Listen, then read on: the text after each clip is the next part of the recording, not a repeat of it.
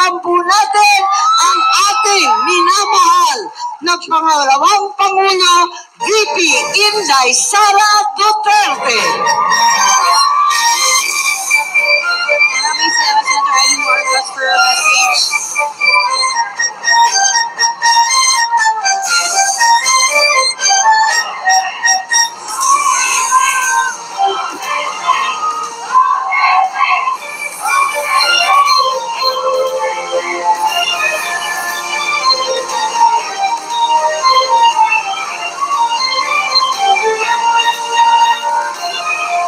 Maraming salamat.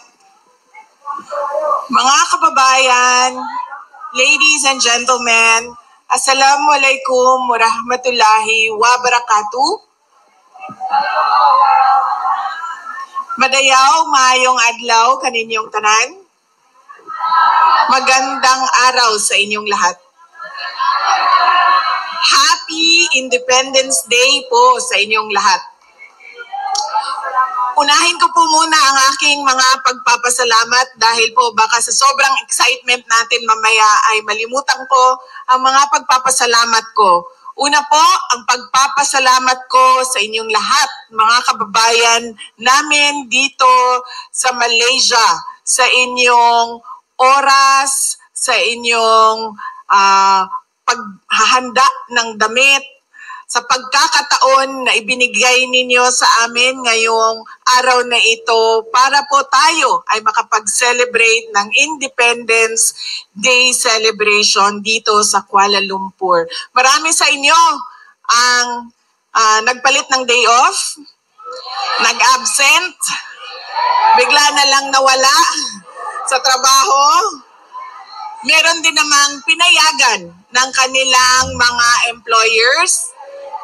At marami ang binago ang schedule para lang tayo ay magsama-sama ngayong araw na ito. Maraming salamat po sa inyong lahat.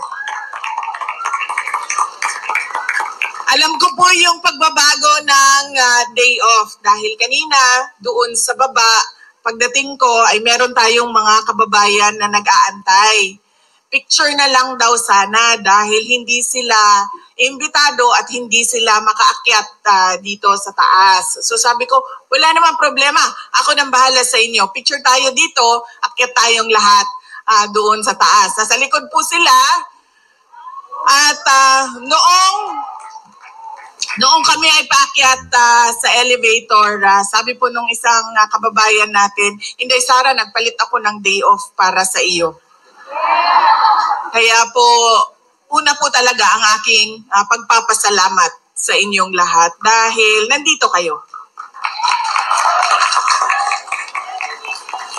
Pangalawang pagpapasalamat po ay para po sa Maisog, Kuala Lumpur at sa Kingdom of Jesus Christ.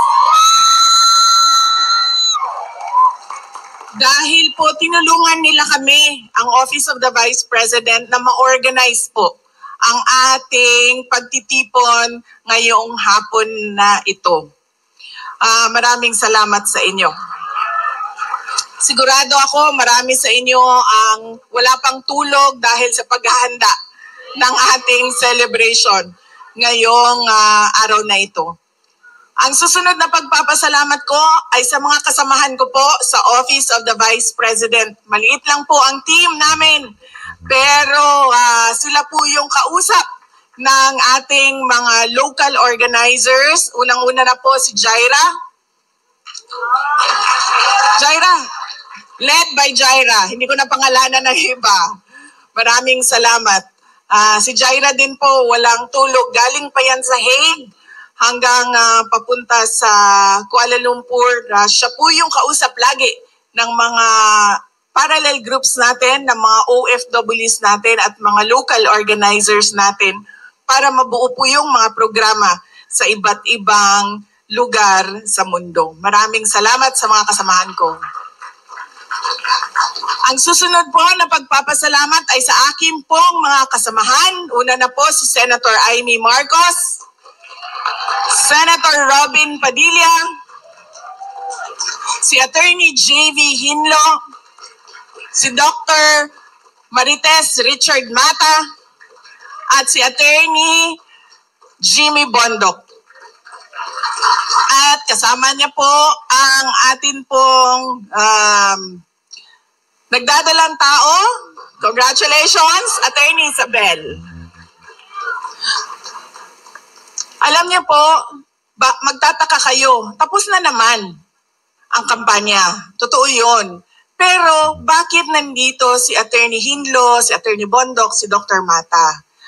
Kasi po, para sa akin, at alam kong totoo, nanalo po sila sa eleksyon nung nakaraan. Kausap ko po IT experts na nagsasabi hindi talaga pwede na totoo yung mga numero na lumabas. Hindi po ako IT expert, kaya sinabihan ko po ang PDP. Sabi ko, kayo ang partido. Questionin nyo kung paano ginawa ang proseso ng bilangan. Karanasan ko po noong 2022, una ko pong nalaman na baka manalo ako bilang Vice President dahil una pong lumabas ang absentee voting, ang OFW vote. Nakita ko po doon ang panalo ko. Ganun po ang nangyari sa kanila. Panalo po sila sa OFW vote, sa absentee voting. Lahat ng makadaupang kamay ko, lahat ng mayakap ko, lahat ng mahalikan ko, sinasabi ko, dalhin nyo ang kodigo, vote straight tayo, 10 ang ating senators. Kaya po, naniniwala talaga ako, sila ay ating mga senators. Kaya nagpapasalamat din na po ako sa oras nila. Sariling gastos po yan sila lahat dito. Sinasabi po namin sa kanila, imbitado kayo sa Malaysia, pero wala po kaming panlibre sa inyo. Kaya gumastos kayo ng sarili ninyong pera. At alam nyo, sa totoo lang, dahil wala kaming sponsor sa aming pagkain, kanina, si Senator Amy at ako, nag-uusap kami paano yung libre sa dinner sa mga bisita natin. Sabi niya, wala nang problema, fish head curry lang naman yan, ako na magbabayad yan. Tapos sabi niya sa akin, iba na yon kapag wagyu na ang usapan. Ganyan po, KKB po kami, pero pasalamat kami dahil nandito sila para sa inyo. Hindi po mangampanya, pero magsasabi po sila kung ano po ang kalagayan ng ating bansa. Ang susunod na pagpapasalamat ko po ay sa atin pong mga nag-opening remarks at nagbigay ng prayers. Maraming salamat po sa inyo. Basahin ko lang po mula sa ating programa. Si Ma'am Elizabeth Domingo de Guzman at si Rosela Vedua Orbeta. Maraming salamat. Alam niyo po kanina, naramdaman ko na na Pilipino event to kasi kumakanta na kayo at meron ng video okay sa harap Doon ko na medyo kinabahan na ako. Sabi ko, patay na ito. Kantahan na talaga ito. Tapos, kumanta na. Si Attorney Jimmy Bondok, sabi ko, patay na to. Gumano na ako kay Senator Amy, anong handa mo? Sabi niya, wala. Sabi ko, ako din, naghanda ng kanta. Nung kumanta si Robin, sabi ko, wag na tayo kumanta, wag na.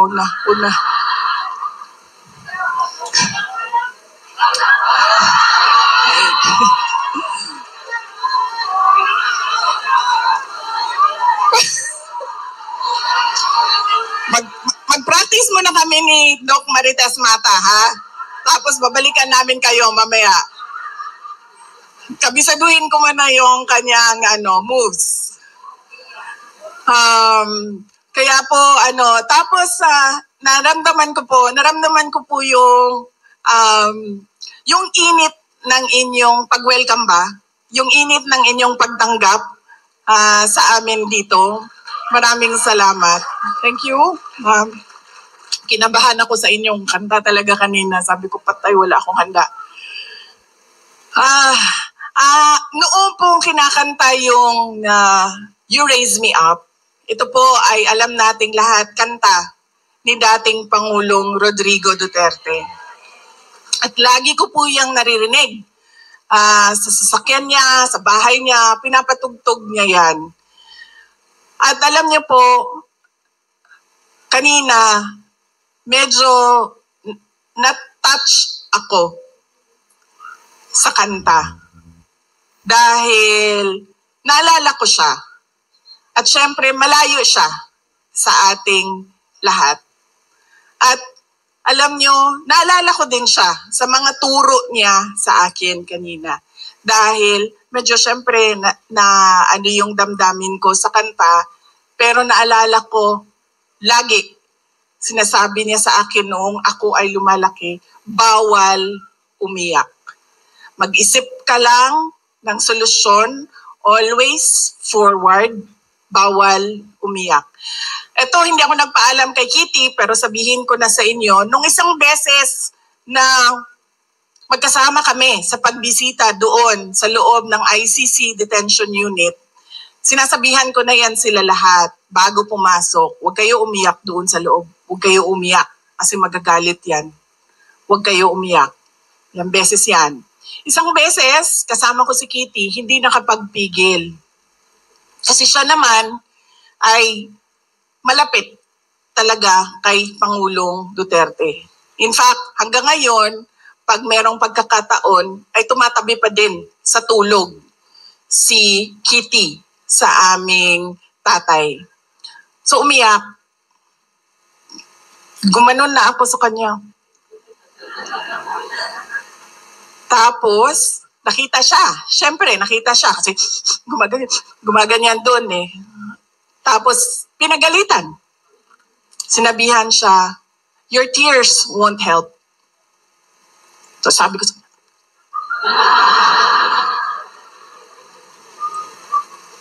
ganon siya. Ganon po talaga siya. Bawal talaga umiyak. Noong bata pa ako, naalala ko, kasi lagi sinasabi, di ba? Pag natumba tayo, Pilipino, pag natumba yung bata, nagagalit yung magulang. Di ba? Oh. Nadagmak ko.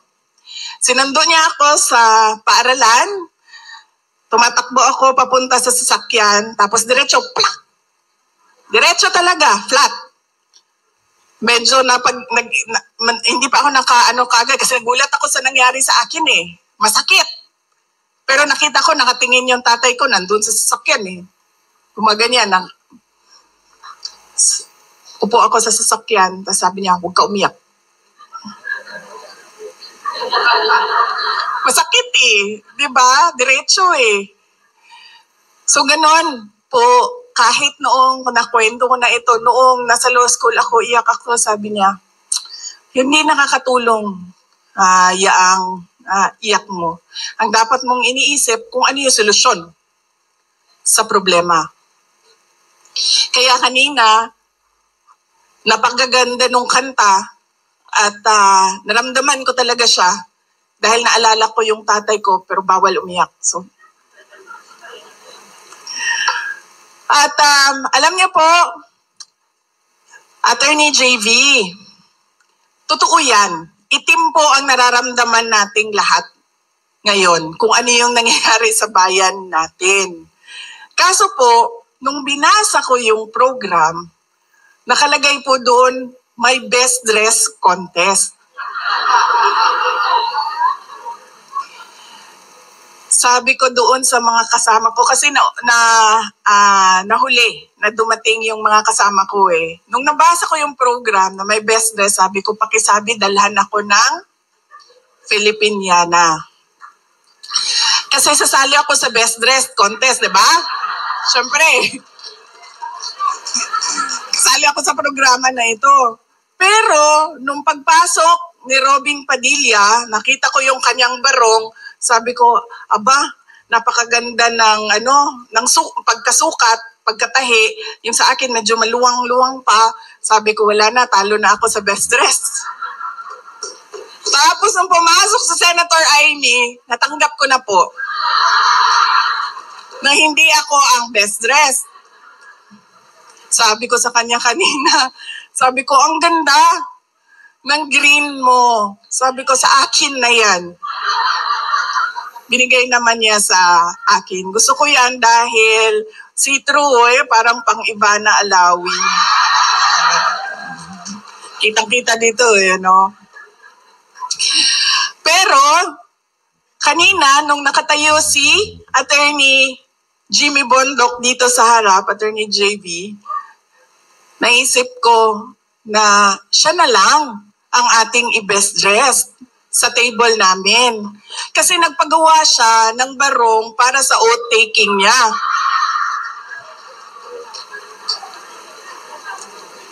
Pwede kita i-oath dito, alam mo ba yon?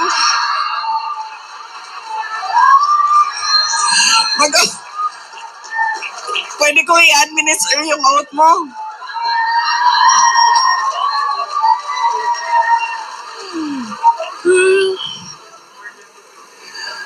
Pero masaya pa rin ako dahil ang nanalo ng ating best dress ay Sara pa rin ang pangalan. Sara Makasait, ma'am, congratulations. At syempre, ang ating male best dressed ay Jambara bin Jinula. Congratulations.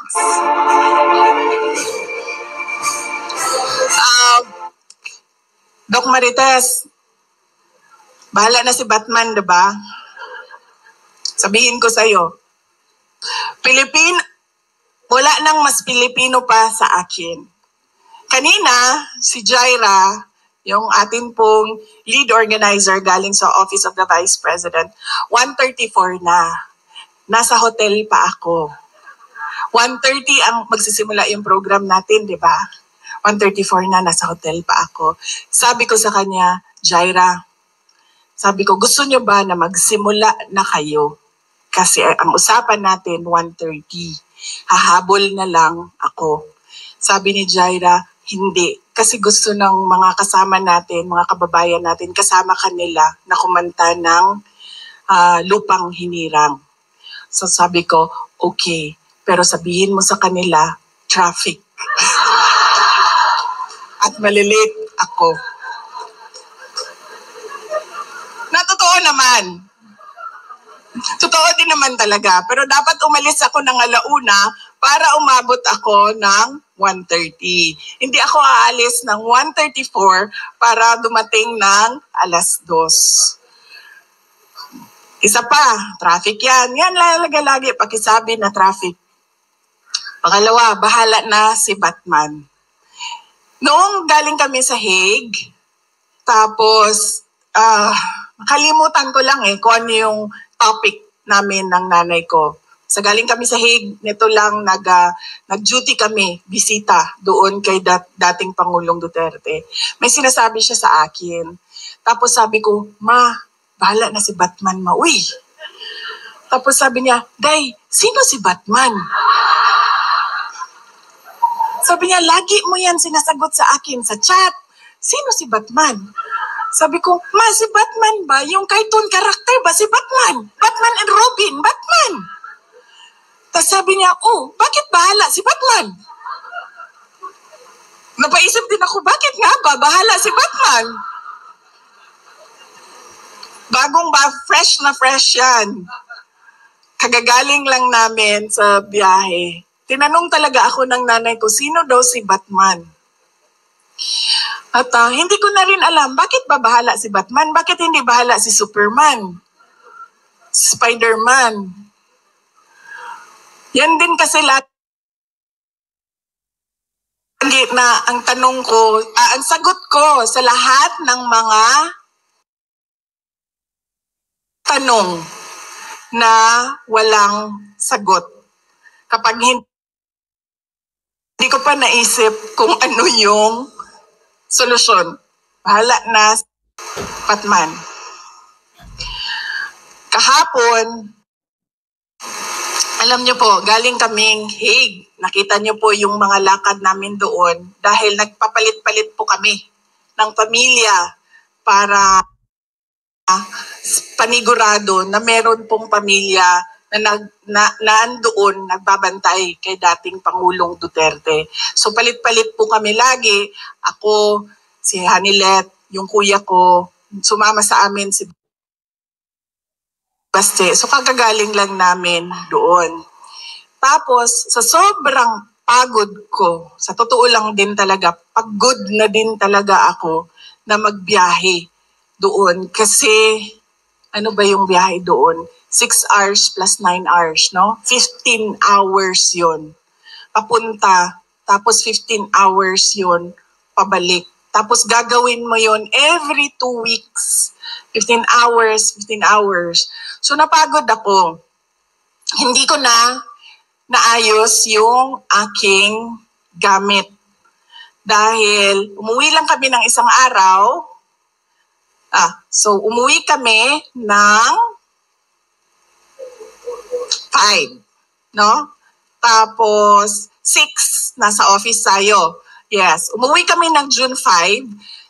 June 6 nasa office kami kasi kailangan namin magpirma at yung mga mag-o-taking, pwede ka din mag-o-taking sa office namin. May schedule pa kami sa May 25 ata yon. At pagkatapos nun, June 6 ay aalis na kami.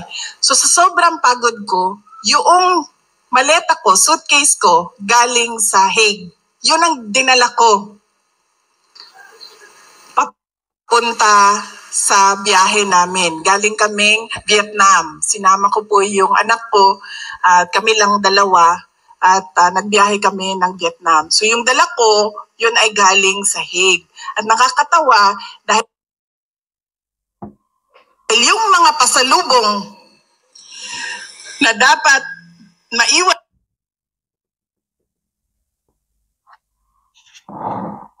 sa Pilipinas ay nandito po siya sa Malaysia.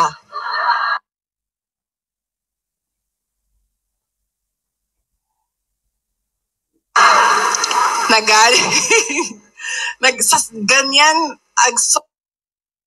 sobrang pagod ko, nasabi ko sa kasama ko, ilagay mo na lang yung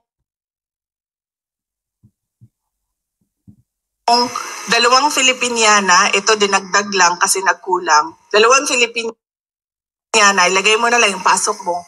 Tapos, padala mo na yan. Yan na yung check-in. So kahapon, naubusan na ako ng damit. Tapos, sabi ko sa laundry, sabi nila 24 hours pa daw. So hindi mabalik kaagad dito sa hotel. So sabi ko sa anak ko, punta tayo ng mall kasi kailangan ko bumili ng t-shirt. Dahil kailangan ko ng pangpalit, no? Yung pantulog, okay lang yun, paulit-ulit eh. Kahit nung nagsimula siya nung May 24, pabalik-balik siya. Okay lang yun. Pero yung sa panlakad, kailangan talaga, fresh, no? So, sabi ko sa kanya, bili tayo ng t-shirt. Kain tayo, tapos bili tayo ng t-shirt. So, naglalakad kami sa mall. Sa pavilion. Naglalakad kami doon. Tapos sabi ko sa kanya, naglalakad kami, sabi ko, alam mo, ang ganda ng Kuala Lumpur. Sabi ko sa kanya, ang daming laman ng kanilang mall, madaming stocks yung kanilang, hindi ka napipilitan na ito na lang bibilihin ko kasi ito lang yung nandoon. Marami kang choices. Napakaganda ng mall, tapos maayos. Tapos sabi ko sa anak ko, maganda to. Sabi niya, oo nga ma. Sabi niya, dalhin natin yung dalawa niya daw kapatid. Dalhin natin sila dito para makita nila ang Kuala Lumpur. Even ang galing sa airport. Malayo ang airport, di ba? Pero napakaganda nung daan. Papunta dito sa sentro ng Kuala Lumpur. Hindi yung sinabi mo, ma'am. Di ba, ma'am? Sa atin, alam mo, nakasimento naman siya, naka-asfalto naman siya, pero bakit gumaganon? Hindi ko maintindihan. Talaga, totoo. Dumadaan ka ng EDSA, nakasemento man siya, asfalto siya, pero bakit dito suabe, 'di ba? So, yun yung nakita namin na dapat kaparte ng programa natin sa Independence Day.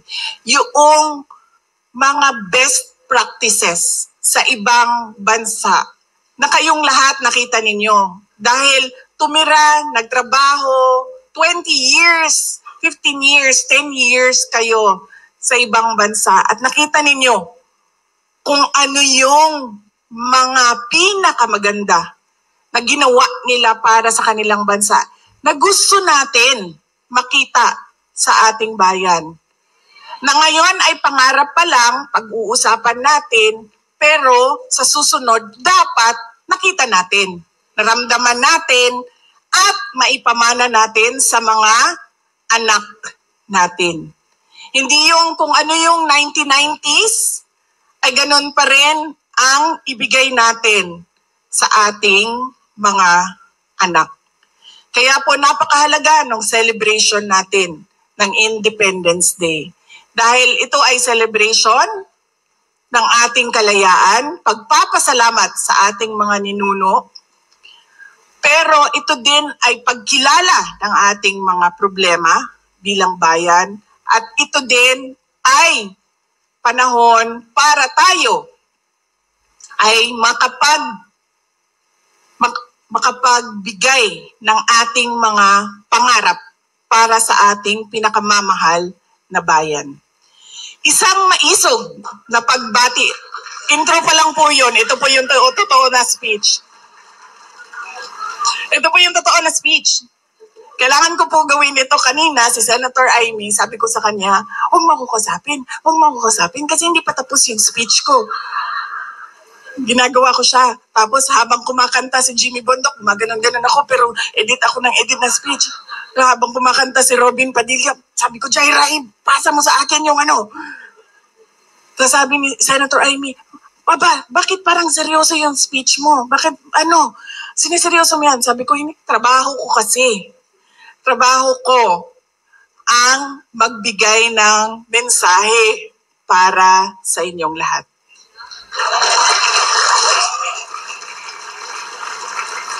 Isang maisog na pagbati para sa lahat ng mga Pilipino dito sa Malaysia at sa lahat ng mga Pilipino sa buong mundo na nanonood sa ating live streaming na nagtitipon at nagdiriwang ng Araw ng Kalayaan. Isang maisog na pagbati sa lahat ng mga Pilipinong nagmamahal sa Pilipinas at patuloy na naninindigan sa kabila ng panganib na dala nito. Katulad ninyong mga overseas Filipino workers. Matapang ninyong hinaharap ang mga panganib at hirap sa ibang bansa para lang mabigyan ninyo ng komportableng buhay ang inyong mga pamilya sa Pilipinas. Kami po ay nagpapasalamat sa patuloy ninyo na suporta sa ating bayan at sa pag-aalaga ninyo sa inyong mga pamilya na nandun sa ating bayan. Ang inyong mga sakripisyo at tapang ay nagsasalamin sa lalim ng inyong pagmamahal sa inyong pamilya. At dito rin natin nakikita ang inyong malasakit para sa Pilipinas. Ang ating pangarap ay lumaya sa kahirapan at maging matatag ang bansa. Kapag matatag tayo, maganda ang ekonomiya. At kapag maganda ang ekonomiya, may kabuhayan at hanap buhay ang mga Pilipino. Posibleng hindi na kailangan maging OFW.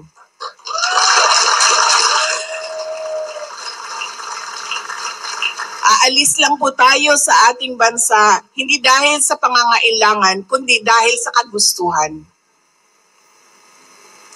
Sa ating pagdiriwang ng Araw ng Kalayaan, tandaan natin ang mga sakripisyo ng ating mga bayani na dahil sa kanilang pagmamahal sa Pilipinas ay walang takot na itinaya ang kanilang buhay at lumaban.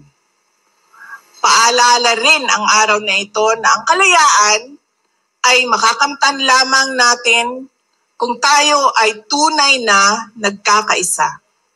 Dahil sa ating pagkakaisa ay nagkakaroon tayo ng lakas, ng determinasyon, ng tapang, ng kaisog. Gayunpaman, sa ating pagkakaisa ay nalalantad ang mga interes na salungat sa interes ng mga Pilipino.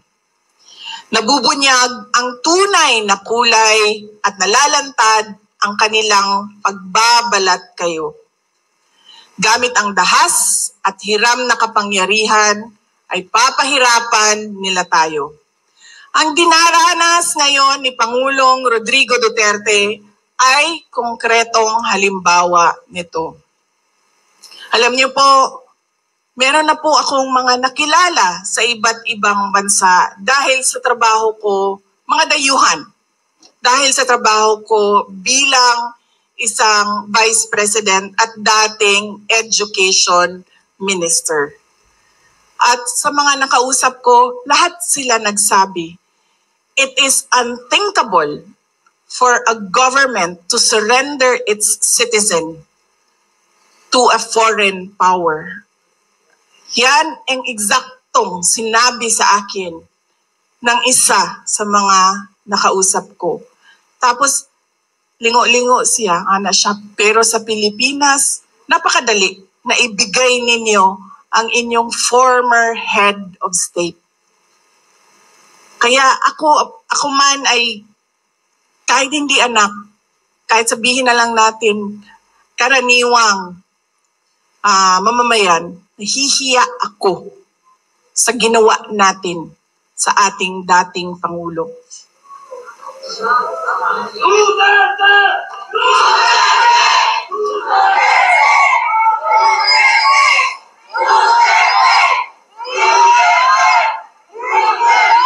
At syempre, inimbit ako si Senator Amy Marcos, kung saan man ako pumupunta, dinadala-dala ko siya. Kasi sinasabi ko sa kanya, hindi ako ang magbabalik kay dating Pangulong Duterte sa Pilipinas. Dahil ang kapatid mo ang nagpadala sa kanya sa Hague, ikaw ang magbabalik sa kanya sa Pilipinas.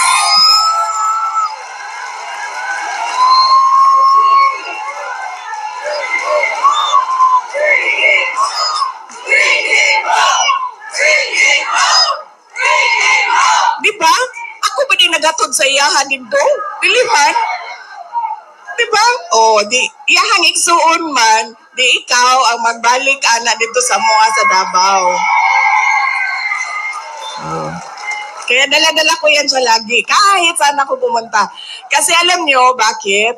Kahit saan din ako pumunta, lahat ng Pilipino nagsasabi, iuwi mo sa akin. Nasabihan ako, kahit nung bata sa kampanya namin sa Manila, maliit na bata na pagbaba ko sa stage, mukha siyang mga 8-9 years old. Sabi niya sa akin, ibalik mo si Tatay Digong. Ah, bakit ako? Ikaw! Diba? Kaya dala-dala ko yan siya. Kahit saan. Para siyang naka-hostage. Bibitawan ko lang yan siya kapag si dating Pangulong Duterte ay nabalik na sa Davao City.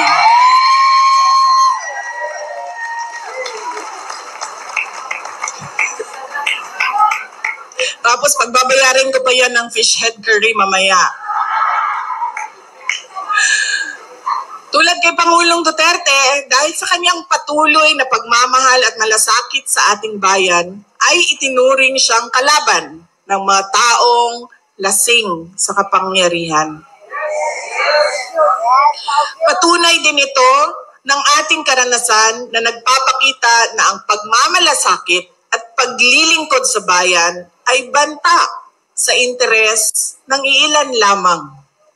To them, we are a hindrance. an obstruction to the path of their personal ambition, an enemy they must eliminate to clear their way. Napanood niyo ba yung speech ni Senator Amy doon sa Senado? Yun po ang kabuuhan ng explanation ng sinasabi ko. Hindi ko po napanood, pero panoorin niyo. Marami ang nagsabi sa akin na naipaliwanag niya ng maayos kung ano ba yung nangyayari sa impeachment na ginagawa. The attacks are cowardly, yet openly disingenuous and arrogant, absence of basic human decency and respect for the rule of law, typical of people drunk in power. Pero nananatili tayong nakatayo dahil ang pinaglalaban natin ay tama at totoo. We remain strong, steadfast, and grounded in truth, integrity, and faith in the hand of God that will move in ways we cannot comprehend at this point. Justice bends to the truth, and we are ever more resolute in our fight for the Philippines. Kalayaan, kinabukasan, yung ating KKK,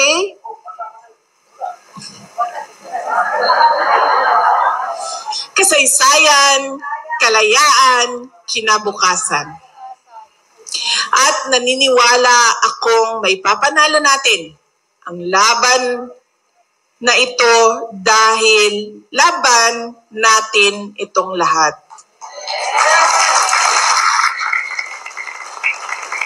May papanalo natin ito sa kabila ng mga banta, pananakot, pagmamalabis at bangis. Tandaan natin na walang silbi ang anumang hadlang sa nagkakaisang mamamayan. Mga kababayan, alam na natin lahat kung ano ang problema ng ating bayan. Dahil nagrereklamo tayo araw-araw. Kami na nandoon sa Pilipinas, nararamdaman namin araw-araw. Example na lang, yung tagtag ng EDSA, araw-araw. Kaya ang consultation namin ngayon ay hindi kung ano yung reklamo, kundi kung ano yung naisip ninyo at nakita ninyong solusyon. Nakita ninyo sa ibang mga bansa, kung saan kayo ay nanirahan, kung saan kayo ay nagtrabaho. Whether by choice or by force, you have lived and worked abroad. You have witnessed effective systems and thriving communities. What best practices from other countries should be adopted in the Philippines? What changes would you like to see for a better future? Sa konsultasyon na ito, nais naming marinig mula sa inyo ang inyong mga karanasan sa ibang bansa upang mabago natin ang direksyon ng ating bayan.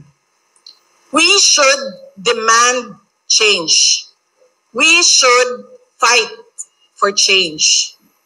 Ang araw ng kalayaan ay maging inspirasyon sana natin para patuloy na maging tapat na mga Pilipino. Tulungan po natin ang Pilipinas, huwag tayong mapagod sa pakikipaglaban para sa magandang kinabukasan ng ating mga pamilya, lalong-lalo na ng ating mga anak. Huwag nating ipagkunulo ang kapwa Pilipino o isuko ang interes ng Pilipinas. May pag-asa po tayo. At bilang mga maisog na mga Pilipino, may magagawa tayo. Mga kababayan, sa ating patuloy na pagkakaisa ay hindi tayo mabubuwal. Hindi tayo matutumba. hindi tayo mapapabagsak. Maligayang araw ng kalayaan, Pilipinas. Ang lahat ng ginagawa natin ay para sa Diyos, sa bayan, at sa bawat pamilyang Pilipino. Syukran.